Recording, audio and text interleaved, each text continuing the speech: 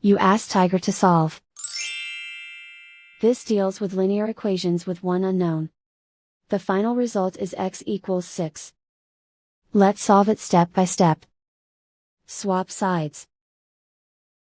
Group all constants on the right side of the equation. Add 6 to both sides.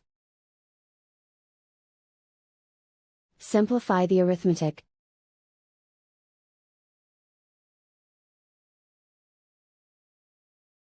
Isolate the x. Divide both sides by 3. Simplify the fraction. Find the greatest common factor of the numerator and denominator.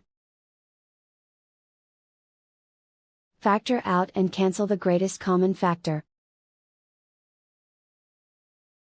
And so the final result is x equals 6.